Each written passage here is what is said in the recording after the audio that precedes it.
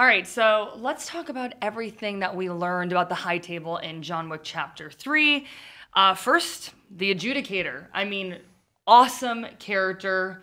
Asia K. Dillon is just like such a hard ass and scary. Well, in a lot of ways, the Adjudicator represents like all of the rules of the High Table, right? Like they're so honor bound and so rule bound to the point where they never even discuss sort of the morality of why John Wick broke the rules in the first place. Like, nobody's talking about what an asshole. Was it Santino? Santino.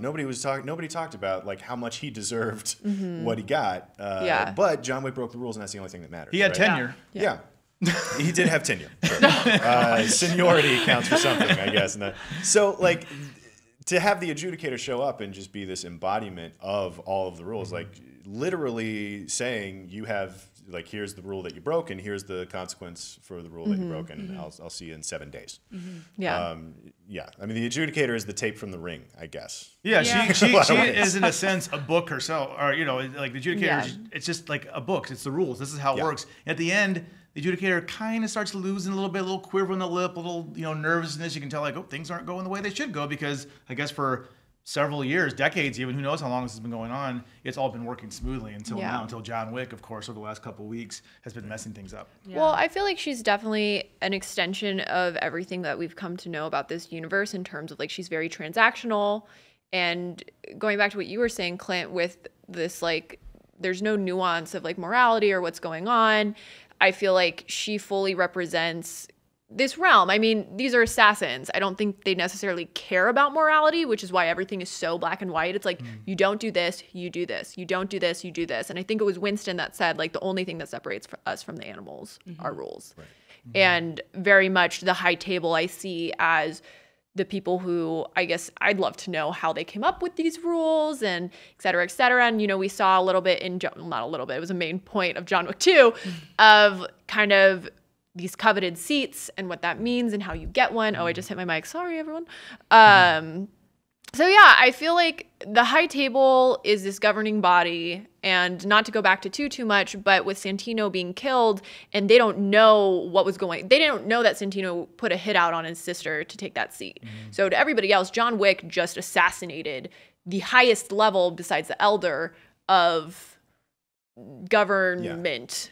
And then John Wick himself never even tries to explain that to anybody. That's the thing that never defends himself. That's the thing that I keep waiting for from John is like listen, can I just tell you guys what happened in John Wick 2? Because like defend yourself, like be like, dude, this is messed up. Why are y'all coming after me? So also, Bronn is apparently the treasurer. Yes. Of Game of Thrones underworld. Jerome Flynn. Was anybody else like I was like Bronn? Yeah, Jerome Flynn's a great actor. I was so happy to see him on here. I do like the very nebulous accent that he was throwing. Right, he's like, gonna be mainland Europe this time.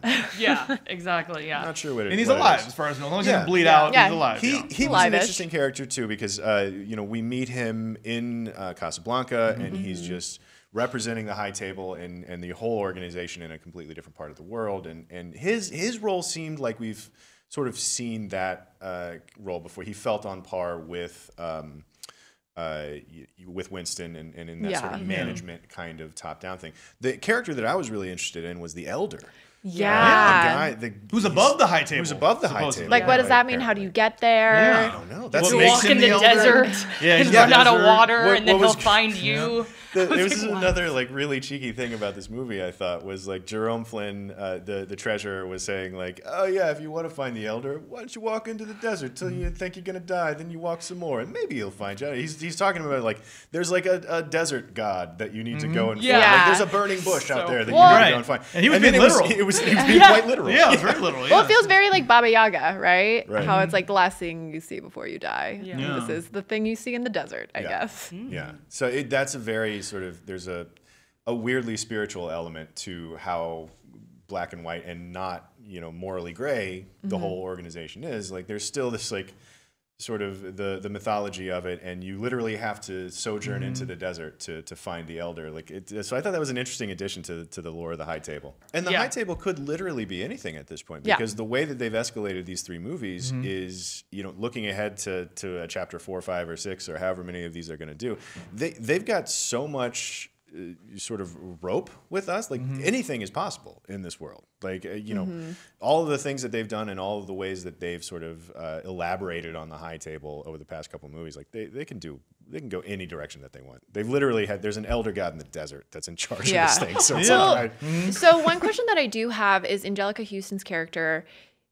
I believe she makes some sort of comment where it's like, we have an agreement. Yeah. Versus like her establishment being kind of the same situation as like the Continental, which feels like it's under the jurisdiction of the high table, right? But it seems like the director, her little ballet training situation isn't necessarily directly underneath the high table. Right. It's the same is true for the Bowery King, it seems like. Yeah. It seems like the high table is a big, important, powerful figure in their lives, but they're not explicitly beholden to them.